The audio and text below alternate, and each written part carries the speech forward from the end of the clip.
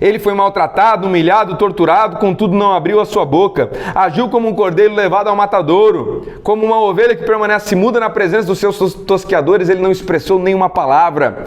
Por intermédio de um julgamento de um tirano, ele foi preso. E quem pode falar dos seus descendentes? Pois ele foi cefado da terra dos viventes. Por causa dos erros do meu povo, ele foi golpeado.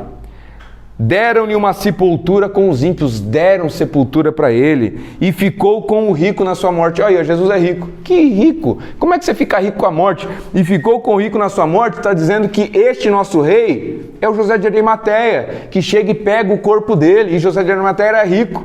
E José de Arimateia foi e sepultou Jesus na tumba que era do próprio José. Embora jamais tivesse cometido injustiça, nem houvesse qualquer engano ou inverdade em sua boca.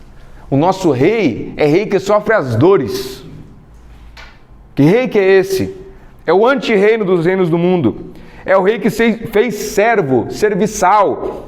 Pois o próprio Filho do Homem não veio para ser servido, mas para servir e dar a sua vida em resgate de muitos.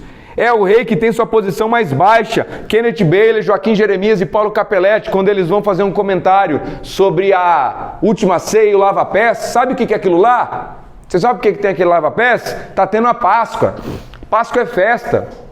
O povo está vindo de longe, longe, longe, longe, longe. Caminhada é caminhada. Tem banheiro público no meio da estrada? Não. O povo mija e faz fezes no meio da rua. E animal com fedor, e trazendo animal, e no animal fezes, e mijando naquele no meio. E às vezes uma carniça do lado. Muitas vezes os homens não têm conforto. O pessoal faz desse jeito mesmo e tal. E suja o pé. E aquele fedor se misturando nas areias. Em toda essa caminhada, os pés feridos, suados, um fedor insuportável. Quando a pessoa chega na mesa, não é igual a mesa nossa que é alta, a mesa é baixa. Nessa alimentação eles se abaixam, ficam muito próximo dos pés e ninguém aguenta a carniça. Aí quando chega nesse lugar, tem um escravo que é seminu. Esse escravo coloca a mão nessa merda e limpa, para que ninguém lá dentro sinta o cheiro. Quem sente o cheiro é o escravo. E lava os pés. Aí quando está nesse último dia, quem é que vira o escravo? Está escrito lá que ele tirou a sua roupa, ficou seminu, ficou só com aquilo que o escravo ficava. Se abaixou e meteu a mão naquilo, naquele fedor, naquela carniça, eu acho que ia ficar com ânsia de vômito. E limpou, foi o rei. E ele ainda diz assim: se eu sou Senhor, se eu sou rei, se eu sou o maior sobre vocês e faço isso, vão vocês e façam o mesmo. Esse é o tipo de forma que Jesus reina. Tem o rei de Daniel 9:26, o rei que morre. Que rei que é esse que morre, pessoal? Rei que é humilhado, rei que voluntariamente dá sua vida, rei que vence perdendo e rei que promove vida morrendo.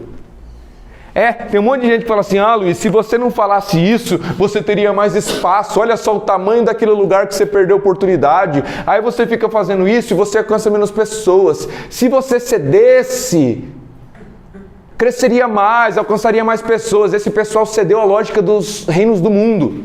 Porque a lógica do reino de Deus é uma lógica que na aparência é de derrota. Que reino que vence morrendo? Que reino que vence, que rei que vence dizendo: eu vos envio como ovelhas para o meio de lobos? Que reino que vence assim? Que reino que vence num deserto com um monte de plantador que não sabe guerrear, que tem enxada, não tem exército profissional? Que rei que não, com Gideão tem 32 mil, não, vocês vão para a guerra com 300, vocês vão guerrear com toda aparência de derrota? Que rei que vence assim? Luiz, mas se fosse assim, e se você morrer, Luiz? Né? Se eu morrer, meu irmão, é como toda a tradição da igreja diz: o meu sangue, as minhas últimas palavras vai ser uma semente, alguém vai pegar essa semente e vai ficar 100 mil vezes melhor do que eu em tudo, e o reino de Deus continua prosperando. Porque o reino de Deus, ele vence pela intervenção do Espírito Santo, pela fé, não é pela lógica humana.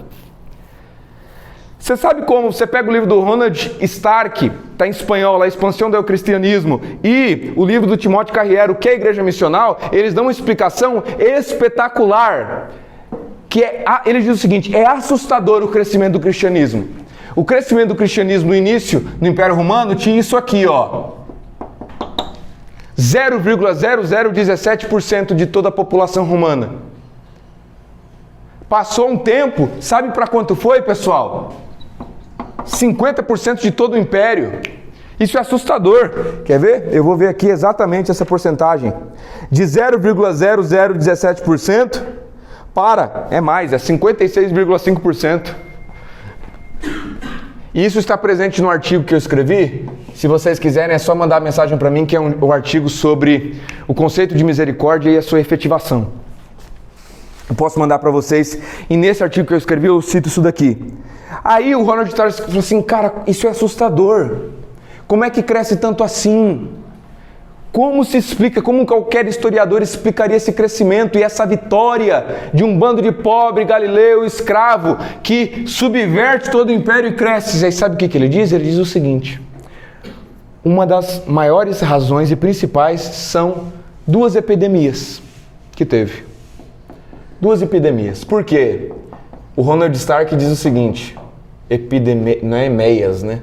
Epidemias. Ele diz o seguinte: quando Roma está guerreando, nenhum inimigo é capaz de pará-los. Nada. Eles não têm medo de nada. Nada os vence. Nada os impede. Só tem uma coisa, um inimigo invisível, que eles temem e jamais conseguiram vencer, que foi o vírus. Duas epidemias. Você sabe quantos por cento de brasileiros morreram na pandemia aqui? 0,3%. Ou é 0, deixa eu ver aqui certinho que está anotado. 0,34%, 0,3%. Sabe quantos morreram em Roma nessa epidemia? De 30% a 40%.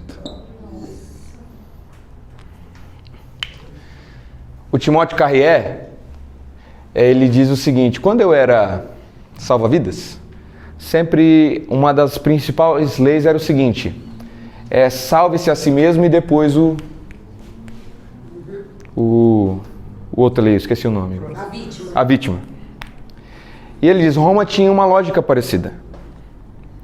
Qual é a lógica de Roma? A lógica de Roma é salve-se a si mesmo. Tanto é que quando veio as epidemias, sabe o que os grandes fizeram? Um imperador não conseguiu que morreu, mas os grandes conseguiram, eles fugiam para as montanhas. Os médicos fugiam para os montes. Os filósofos e sábios fugiam para os montes. Para o quê? Sobreviver. Sabe o que a igreja fez? A igreja de Jesus Cristo?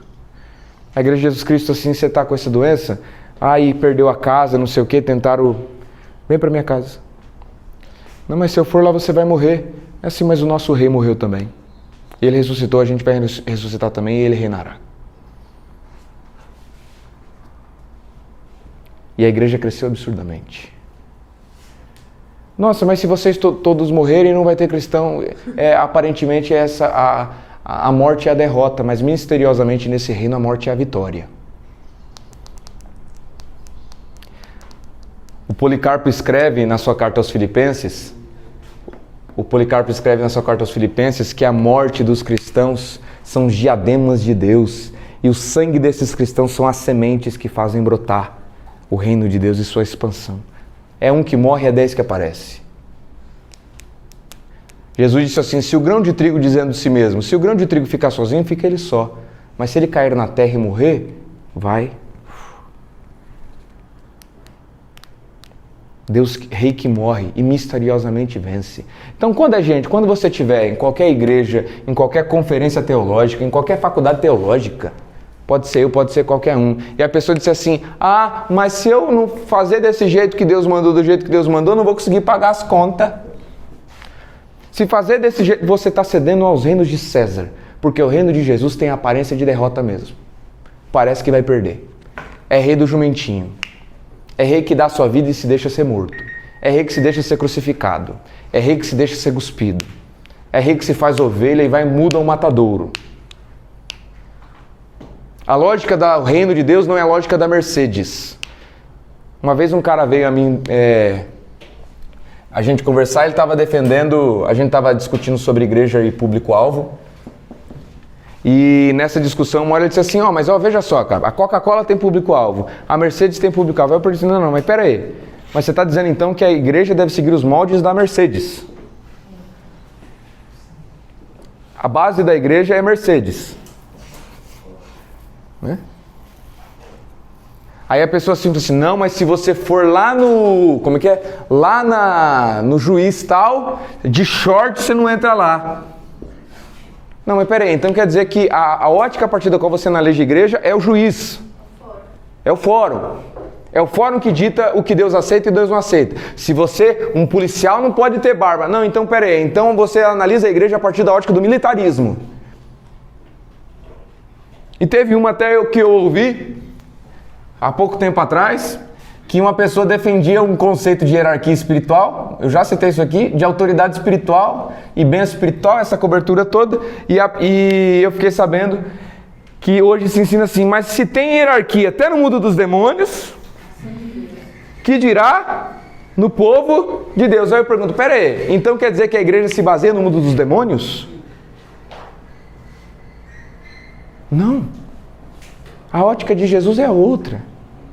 A ótica de Jesus é que você é humilhado para ser exaltado, e o exaltado é humilhado. A ótica de Jesus é o seguinte, para você ganhar a sua vida, você perde, e quem perde ganha. Quem vive morre, quem morre vive. O último é o primeiro é o último. Quem chora sorri, quem sorri chora. É uma ótica aos avessos.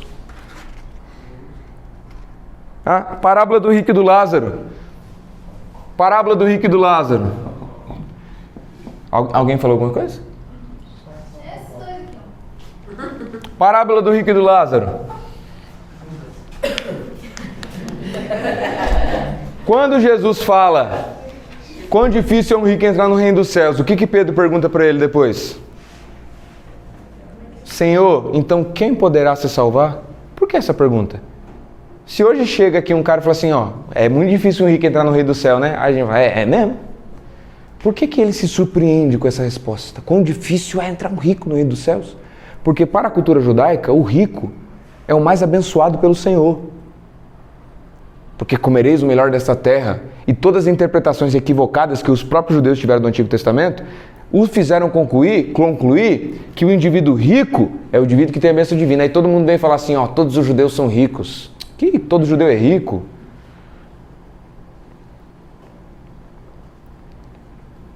Aí, quem é que tem condição de levar os melhores dízimos para o templo de Jerusalém? É o rico. Quem leva os melhores sacrifícios? É o rico. Tudo isso. Se você der o dízimo, você vai abençoado na sua colheita e não vai vir um gafanhoto migrador. Quem dá os melhores dízimos é o rico. Quem tem as melhores plantações é o rico. Então, se os ricos têm as melhores plantações, significa que o gafanhoto veio migrador sobre ele, significa que a bênção divina está sobre ele. Aí Jesus conta uma história. Teve um rico e tinha um Lázaro. Sabe quem é esse Lázaro? Termo Lázaro, lazarento, leproso. Os cães lambiam as suas chagas. Sabe quem é o leproso? O leproso é a pior impureza do Antigo Testamento. É o maldito. O termo da lepra no Antigo Testamento se chama tsará, ou tsará, que na cultura começou a ser significado golpeado por Deus. Amaldiçoado por Deus. Ninguém tocava no leproso, ninguém conversava com o leproso. Leproso não era nem mais sujeito de direito. Se você matasse um leproso, ninguém reivindicaria seus direitos nos tribunais. O Foucault escreve sobre a história da lepra e das doenças. Ele diz que quando se trata dos leprosos, eles estão jogados para as trevas exteriores. O Talmud diz o seguinte, é melhor morrer do que ser leproso. O leproso nunca leva dízimo, porque ele não pode entrar no templo. O leproso não leva sacrifício. O leproso não vai na sinagoga. O leproso não participa das festas religiosas. Aí Jesus diz que os dois morrem. E quem está no seio de Abraão com Abraão? O leproso. O Lázaro. E quem está condenado no Hades? O rico. É uma lógica às avessas. E o Abraham Kuyper tem um livro onde ele faz um comentário sobre esta parábola. E ele diz o seguinte: mas eu faço assistência social, olha só, eu dou um pão com mortadela para o mendigo, para o morador de rua. Eu dou uma balinha para a criança. Sabe o que ele diz dessa assistência social, que é assistencialismo, que não busca o todo do indivíduo, não busca resgatá-lo com todas essas suas forças, não busca se eventuar no máximo do bem da pessoa, porque dar comida é um bem. Mas existem muitos outros bens que se deve alcançar. Eu preciso tirar ele, eu preciso fazer com que ele queira sair disso e depois dar tratamento e profissionalizar ele para ele conseguir se tornar independente e ir mudando, consiga ajudar ainda outras pessoas. Na medida que eu trato ele de forma partida, dou um pão de mortadela, eu sou como esse rico na parábola.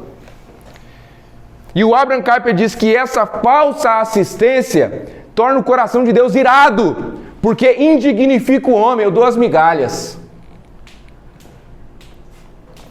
E o reino de Deus busca o máximo bem, ao ponto de propriamente ele se entregar.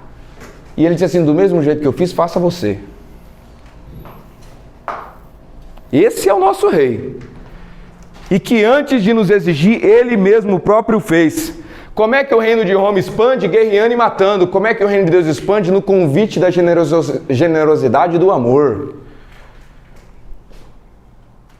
O César cresce vivendo, o Cristo cresce e expande seu reino morrendo.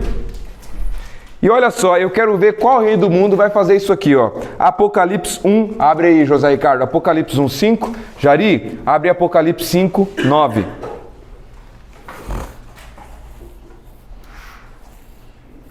Que horas são? 37 minutos. 35. Deus do céu. Vamos rapidão, vamos rapidão. Que horas? Pera aí, é 4 e? Nossa. Pessoal, vamos correr então. Correr que eu preciso terminar isso aqui. O que está escrito, Jari? 5:9.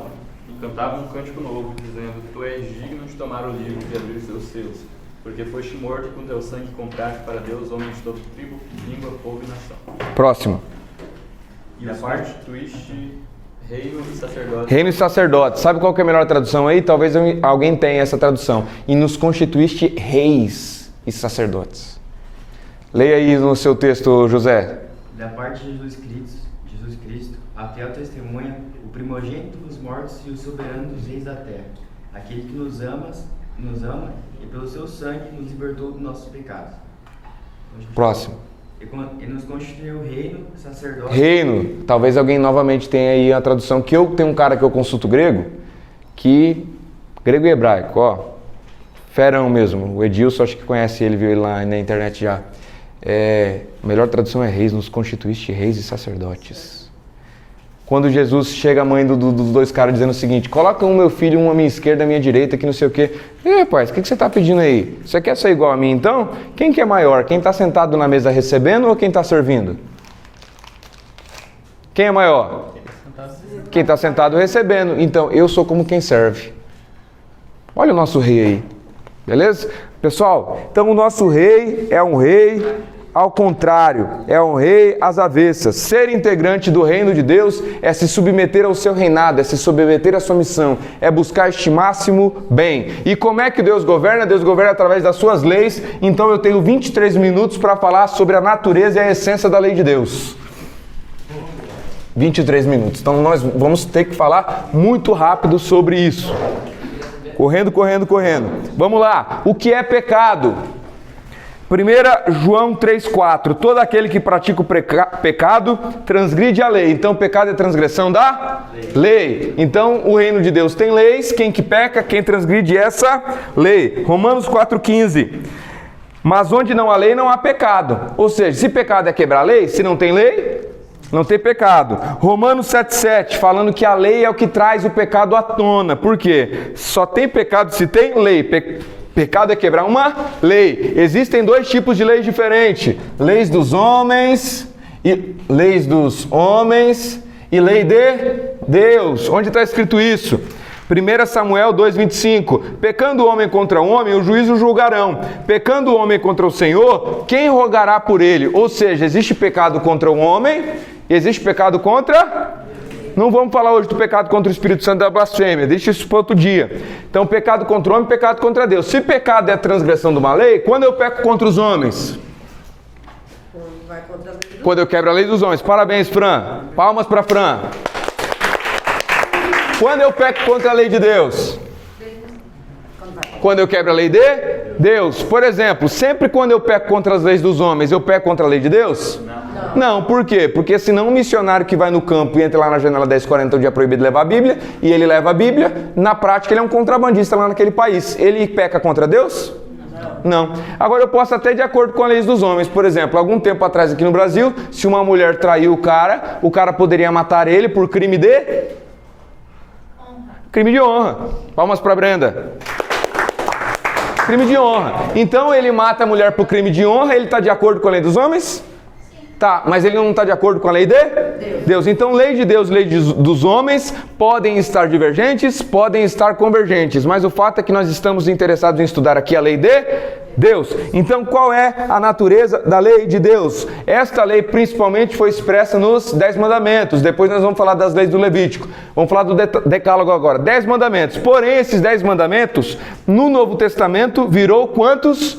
2. Abra em Mateus 22, 33, 34. Está escrito assim: entretanto os fariseus, sabendo que ele fizera calar os saduceus, reuniram-se em conselho, e um deles, intérprete da lei, experimentando, lhe perguntou: mestre, qual é o grande mandamento da lei? Ele perguntou de um mandamento. Qual é o grande? Um mandamento. Aí Jesus respondeu: amarás o Senhor teu Deus de todo o teu coração, de toda a tua alma e de todo o teu entendimento. Este é o grande primeiro mandamento. Por que ele falou de segundo? Porque o pessoal provavelmente queria tentar Jesus dizendo: pronto, eu só preciso amar a Deus. Mas o segundo é semelhante a este: amarás o teu próximo como a ti mesmo. Destes 2 mandamentos dependem toda a lei e os profetas. Toda, é Jesus dizendo, toda a lei e os profetas, ou seja, toda a lei, todos os profetas, todo o Antigo Testamento dependem, ficam de joelhos, se prostram diante desses 2 mandamentos, que é o quê? Amor a Deus e amor ao próximo. Por que esses 2 mandamentos são semelhantes? Ora, porque o primeiro se cumpre no segundo. Como é que você ama a Deus que você não vê, que é invisível, que você não toca? Amando aquilo que Deus ama. Deus diz: você me ama? Então ame aquilo que Deus ama. Você vai provar para mim que você me ama se você amar o que eu amar. Se você ama Deus, você ama aquele que é a imagem e semelhança de Deus. Prova indiscutível isso na Bíblia. Mateus capítulo de número 25. Quando o Filho do Homem vier em sua glória e todos os seus santos anjos com ele, ele dividirá os justos dos injustos, como o pastor separa as ovelhas dos bodes. Ele dirá aos justos que está à sua direita: vinde benditos de meu Pai, possuí por herança o reino que vos está preparado desde antes da fundação do mundo. Tá lá, vai estar lá o Mateus lá, ó, vai estar lá. Daqui não sei quanto tempo o Mateus vai estar lá. Ele vai dizer: Mateus, vinde bendito de meu Pai, possua por herança o reino que está preparado para você antes da fundação do mundo, porque um dia eu tive fome e você me deu de comer.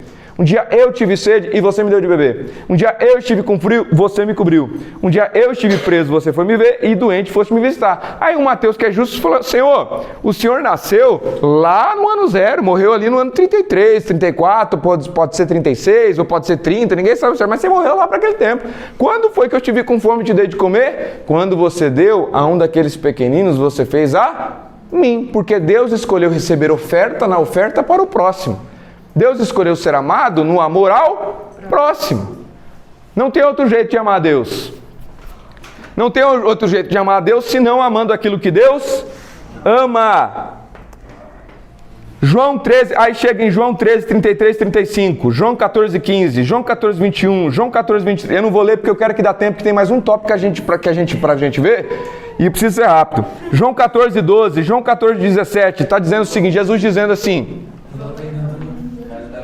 eu mando tudo isso aqui para vocês, mas é Jesus dizendo assim: ó, se vocês me amam, vocês obedecem meus mandamentos. Se vocês forem meus filhos, meus amigos, vocês obedecem meus mandamentos. Se vocês me amam, vocês obedecem meus mandamentos. E se vocês minha palavra estiver em vocês vão pedir tudo o que vocês quiserem e vos será atendido. O mundo vai saber se vocês são meus discípulos se vocês seguirem os meus mandamentos. E o meu mandamento é 2 ou é 1? Não. Agora Jesus, o meu mandamento é 1. Ame o teu próximo como eu amei. Porque Jesus é o Deus dizendo o seguinte: Se você me ama, você vai amar o seu próximo. Ou seja, é o próprio Deus dizendo, o primeiro mandamento, que é amar a mim, vai se cumprir se você fazer o que eu estou dizendo agora. Ame o próximo como eu amei. Então a lei é resumida no final em um mandamento. Ah, Luiz, você está doido, isso aí não está na Bíblia não. Ué, vamos ver se não está na Bíblia. Romanos 13, do 8 a 10. A ninguém fiqueis devendo, Romanos 13, do 8 ao 10. A ninguém fiqueis devendo coisa alguma, exceto o amor com que vos ameis aos outros. Pois quem ama o próximo tem cumprido a lei. Por isso, não adulterarás, não matarás, não furtarás, não cobiçarás. E se há algum outro mandamento, tudo nesta palavra se resume. Tudo. Se há qualquer outro mandamento, tudo nesta palavra se resume. Ama o teu próximo como a ti mesmo. O amor não pratica o mal contra o próximo, de sorte que o cumprimento da lei é o amor. Gálatas 5:6. Porque em Cristo Jesus nem a circuncisão, nem a circuncisão tem valor algum, mas a fé atua pelo amor. A própria fé atua pelo amor, ao ponto de Paulo dizer em 1 Coríntios 13, que agora, pois, permanecem três coisas, fé, esperança e amor. Mas qual é a maior? O amor é maior que a fé, Paulo dizendo. Gálatas 5,14, porque toda lei se cumpre em um só preceito, a saber, amarás o teu próximo como a ti mesmo. Tiago 2,8, todavia se cumprirdes conforme a Escritura, a lei real, amarás o teu próximo como a ti mesmo. Lei real, lei do rei. 1 Pedro 4,8, mas sobretudo tende ardente amor uns para com os outros, porque o amor cobrirá uma multidão de pecados. Como assim o amor cobrirá uma multidão de pecados? Quando você ama, praticamente todo pecado é deixado para trás. Fala um pecado que você vai cometer se você amar como Jesus amou. Não tem como. O Policarpo diz na sua carta aos Filipenses a seguinte coisa: quem ama está longe do pecado. Agostinho escreve no livro Solilóquios da Vida Feliz, na introdução: Deus a quem acatar é o mesmo que amar. O Didaquê, primeiro catecismo cristão, está dizendo o seguinte: existem dois caminhos, um para a vida e um para a morte. E o caminho para a vida é esse: ama o teu Deus e ama o teu próximo. Ponto final. E o Champlin, ele tem um comentário na enciclopédia filosófica dele, dizendo o seguinte, eu não anotei, pensei que tinha anotado, mas não anotei não, isso aqui não anotei sim. Champlin, Enciclopédia Bíblia e Filosofia, volume 1, página 139. Portanto, tanto mais atônimos ficamos em face do fato de que quase todos os credos denominacionais evangélicos deixam-no, o amor, tema do amor, totalmente de lado ao alistarem suas listas de crença. Tá tudo lá, né? Não, nós cremos no quê? Nós cremos na hermenêutica. Nós cremos que a Bíblia é assim, assim, assim, assim. Nós cremos que Jesus volta assim, assim, assim, assim. Nós cremos que isso. Nós cremos do dízimo isso. Nós cremos isso. E o amor, se aparecer, fica assim, ó, uma cerejinha do bolo. Enquanto no reino de Deus, o amor é tema principal. Quantos minutos falta? 16 minutos. Então, em 16 minutos nós vamos ver pessoal, vamos acelerar. Esse tópico que a gente vai ver aqui agora, eu tinha planejado falar ele em 1 hora. Então nós vamos falar em 16 minutos. Vamos lá. Frase do Charles Finney, Teologia Sistemática, página 48. A lei invariavelmente fala uma só língua. Ela jamais muda suas exigências, que é amarás. Essa demanda jamais varia e jamais pode variar. Ela é tão imutável quanto Deus e pela mesma razão. Beleza? Ficou claro que a única lei do reino de Jesus Cristo é amor? Tá falando aqui de usar saia ou short? Tá falando aqui de jogar bola? Tá falando aqui de tatuagem? Tá falando aqui de bigode? Tá falando aqui de cortar cabelo ou não? Tá falando aqui de usar boné ou não? Teve uma pessoa que se não matriculou na sala porque viu uma foto de eu pregando com boné. Paciência. Qual é a ótica de reino de Deus que ela tem a partir de avaliar a espiritualidade de alguém por causa de boné?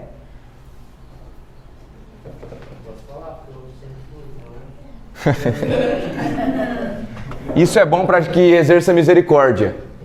Às vezes não são gente mal intencionada, são gente que estão completamente enganadas.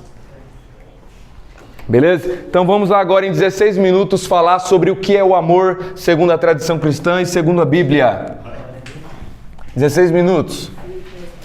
Vamos lá, como é que o Agostinho responde o que é o amor? 16 minutos. Ele diz o seguinte: primeiro ponto, tudo que existe é bem. Tudo que existe é bem, tudo. Essa mesa é um bem. Por que é o bem? O filósofo Jacques Maritain diz o seguinte: o bem é o que torna o ser desejável. Então, por que essa mesa é um bem? Porque existe nessa mesa algo que eu possa desejar. Você está se apoiando sobre ela. Essa parede é um bem na medida em que ela possui algo que eu possa desejar. Proteção, talvez, de chuva e frio. Tudo que existe é um bem, porque tudo que existe, simplesmente pelo fato de existir, possui algo de desejável. Até a carniça pode ser um desejável para você, mas é desejável ao urubu. Então ela não é mal em absoluto. Tudo que existe é bem. Bem. Aí alguém poderia dizer, mas e o diabo? E o diabo? Vamos lá, o diabo é perseverante? Sim. A perseverança por si é um bem? Sim. O diabo tem poder? O poder por si é um bem?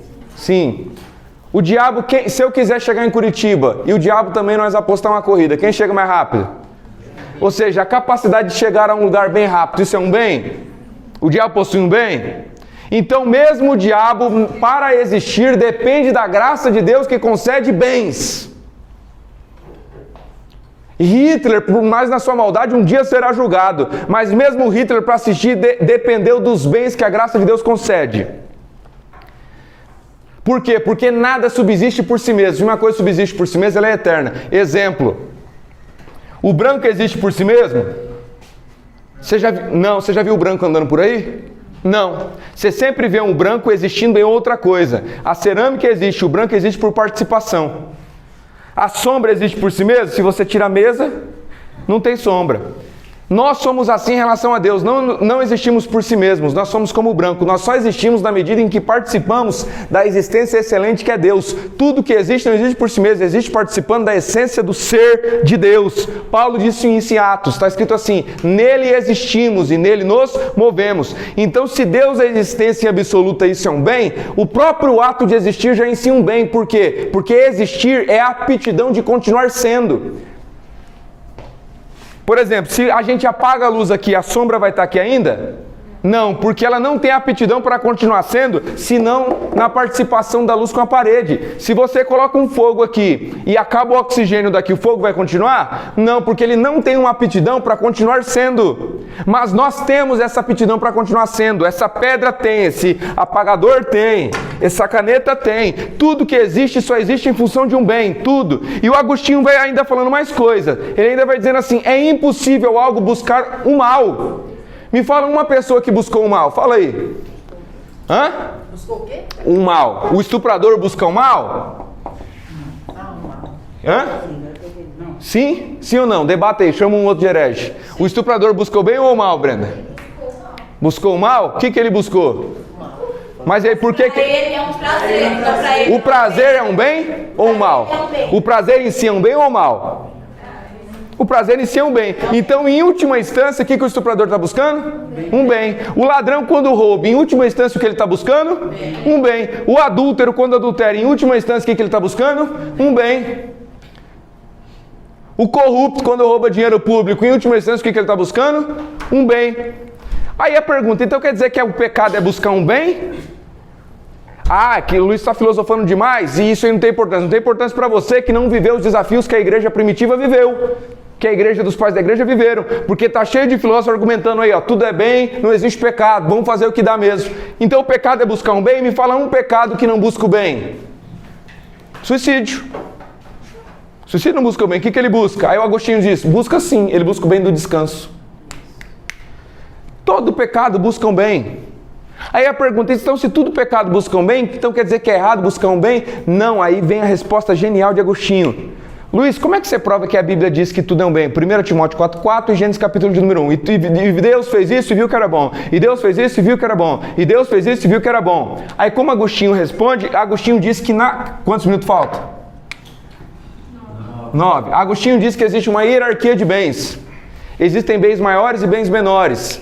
Base bíblica, Gênesis, e Deus criou e viu que era bom. Quando ele criou o homem, ele viu que era Muito bom. O salmista diz assim: o fizeste um pouco menor do que os anjos. Ou seja, existe um bem maior, superior. Quando Jesus fala com seus discípulos, ele diz assim: não vos preocupeis com o dia de amanhã. Olhai para as aves do céu, que não semeiam nem cegam, e mesmo assim vosso Pai as alimenta. Porventura vocês não têm mais valor do que todas elas? Mas valor. Então o homem é um bem maior do que as aves. Então existem várias hierarquias de bens. E o Agostinho, ele basicamente resumiu essa hierarquia de bens em várias coisas. Por exemplo, esse apagador é um bem que existe, ele tem o bem da existência. Mas uma planta que não tem aqui, uma árvore, é um bem maior, porque ele não só existe, mas ele existe e vive. A planta tem vida, mas o leão é um bem maior. Por quê? Porque o leão existe, vive, mas ele tem instinto, ele tem a capacidade de se relacionar com o mundo externo, de agir, de fazer escolhas. Mas o ser humano é um bem maior, porque o ser humano existe, vive, possui instinto e possui razão, a capacidade de arbitrar sobre os seus próprios instintos, possui sabedoria. Ok? Aí ele diz que tem os bens do corpo e bens da alma. Por exemplo, existe o bem do corpo, saúde. Mas qual é o bem maior, a saúde ou a justiça? Se você tiver que escolher entre ser saudável e ser justo, o que você deve escolher? Justiça. Por quê? Porque a justiça é um bem. Se você tiver que escolher entre seu filho ser um homem mais saudável do mundo e ser injusto, ou ele ser um deficiente, mas ser justo, o que você deve escolher? Que ele seja justo, porque existem os bens eternos. Aí o Agostinho diz o seguinte: sabe no que consiste o pecado? O pecado consiste em escolher um bem, mas escolher um bem menor em detrimento de um maior necessário. O adúltero, ele escolhe um bem, escolhe o bem do prazer, mas qual é o bem maior? O prazer do adúltero ou a fidelidade? A fidelidade. O estuprador, ele escolhe um bem, o bem do prazer, mas qual é o bem maior? O prazer que ele busca ou a autodeterminação e liberdade dela? Porque no momento dela, ele está restringindo a liberdade dela de escolher. Ele está forçando. Transgredindo a lei. Transgredindo a lei. Por que ele está transgredindo a lei? Ele está escolhendo o bem menor em detrimento de um maior necessário. Era devido a ela tem liberdade. E ele usurpa a liberdade dela em nome do seu próprio prazer. Qual é o bem maior? O prazer dele ou a liberdade dela? A saúde emocional dela? Qual é o bem maior? O prazer do pedófilo ou o natural desenvolvimento da criança e sua saúde? Qual é? Criança. Final. Então, sempre quando nós escolhemos o bem menor, em detrimento de um maior necessário, nós pecamos. Nós pecamos. Então, quando o pastorzão, o Roberto Rui, famoso aí, com dinheiro de Deus, ele compra uma Ferrari, em detrimento de crianças que estão sendo abusadas e comercializadas na África, que ele poderia usar esse dinheiro para comprar, ele escolheu o bem maior ou menor? É tão pecado quanto qualquer adúltero. Sempre quando eu me priorizo com bens menores em detrimento de um bem maior que é necessário. Ah, Luiz, então você está falando que eu não posso comprar o tênis? É claro que você pode, porque quando você compra o tênis, você não está fazendo isso em detrimento de um bem maior que é necessário, entre o A e o B. Mas o pecado é sempre entre o A e o B. Você pega todo pecado. É isso. E sabe qual é a força motriz de você escolher o bem menor? Egoísmo. E sabe qual é a força motriz de você buscar o bem maior? Amor. Amor que é, segundo Charles Finney, ser maximamente benevolente. Maximamente benevolente. Quando a gente se coloca no topo da nossa espiritualidade, a minha riqueza, a minha prosperidade, a minha vitória, aí tudo que eu faço é a partir do meu eu, meu, e a manifestação do reino é a última coisa. O que é a sabedoria? A sabedoria é a capacidade que o Espírito Santo nos dá de nos discernir, de discernir melhor essa hierarquia de bens, porque tem hora que a gente não sabe o que fazer. Tá, o que é melhor? É isso ou aquilo? Nesse momento, o que eu faço? Eu tenho que falar duro com essa pessoa ou eu tenho que ser maleável? A gente não sabe. Então a gente não sabe naquele momento o que é bem maior e o que é bem menor. O Espírito Santo é aquele que nos convence, nos dá sabedoria disso e nos convence para a força motriz do amor de buscar o bem. Maior.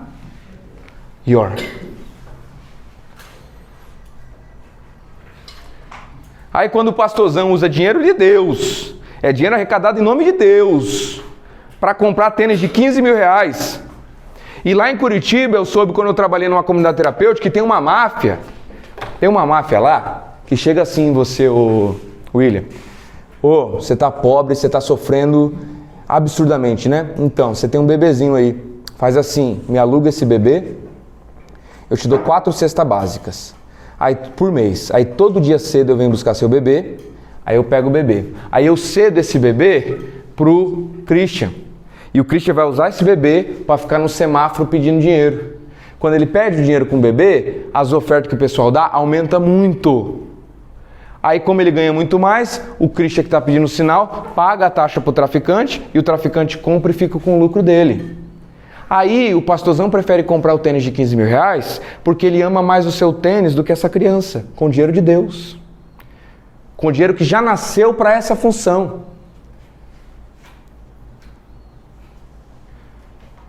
Se você não se ira com o negócio dele, se a gente não se ira com isso, nós não compartilhamos da ira do Senhor. Nós não compartilhamos. Deus se iraria? Sim. E por que nós não? Você tem 5 filhos, minha irmã. 3. Verdade. Você tem 3, imagina, minha irmã, que dos 3 filhos, 2 ficaram ricos. Ricos. E um sofreu um acidente, ficou inválido numa cama. Você não consegue mais cuidar dele. E aí, os 2 filhos ricos deixaram a energia vencer, não alimenta o outro filho, não cuida do outro filho, não está nem aí. Como é que você ficaria? Muito mal. Muito triste. E por que Deus não? Por que Deus não? Porque Deus é tirano e a gente é favorito? A gente vale mais do que essa criança. Aí, esses poderosos, né, poderiam simplesmente fazer assim: você não está alugando sua criança para o traficante? Para o mafioso aí? Então vamos fazer simplesmente isso, ó. Quantas cestas básicas ele te dá? 4. Então vamos fazer assim: eu vou te dar 6, e além de te dar 6, nós vamos fazer acompanhamento assim você, eu vou pegar todo dia sua criança, vou levar lá na creche da igreja, ela vai ser cuidada por missionários, assim. Você precisa de tratamento psicológico, mas sabe por que ele não faz isso? Porque ele ama mais o tênis e a Ferrari do que a criança. Ele amou o bem? Aí a gente pensa que pecado é só a listinha. A listinha de condutas de etiqueta. 1, o 2, o 3, o 4, o 5, o 6, o 7, o 8, o 9. E não entende que mesmo se você cumprir essas regras de etiqueta, se não for movido pelo seu íntimo desejo ardente e sincero de buscar o máximo bem do todo, é hipócrita. Por isso que Paulo diz assim: ainda que você venda tudo que tem e dá aos pobres, se não for motivado por amor de buscar o máximo bem, não vale de nada, porque tem gente que pode vender tudo que tem e dar aos pobres para ficar famoso no TikTok.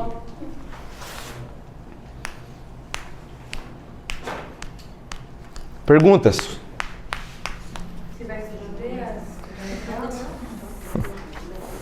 Perguntas fora essa pergunta. Vai chegar no máximo bem? Vamos. Deus, o Agostinho diz que a sabedoria é escolher os melhores fins, ter o discernimento de saber esses fins e o discernimento de saber quais os melhores meios para chegar a este fim. Então Deus sabe, porque Deus é perfeitamente sábio. Deus está levando a história para lá e vai chegar. Deus sabe reinar melhor do que a gente. Outra pergunta. Olha, aqui. Deu 5 horas. Tá, então Mateus 23 fica para a próxima. Mateus 23 fica para a próxima e para a próxima também fica Romanos 14. Vocês vão estudar Romanos 14 e vão tentar encontrar a resposta, porque lá em Romanos 14 está dizendo o seguinte: ei, se comer alguma coisa escandaliza o teu irmão, não faz isso não. Como assim, se o próprio Jesus mandou o tanque de Betesda andar e escandalizar todo mundo? Como que fica isso? É para a gente se submeter às tradições para não escandalizar? Ou é para a gente romper as tradições?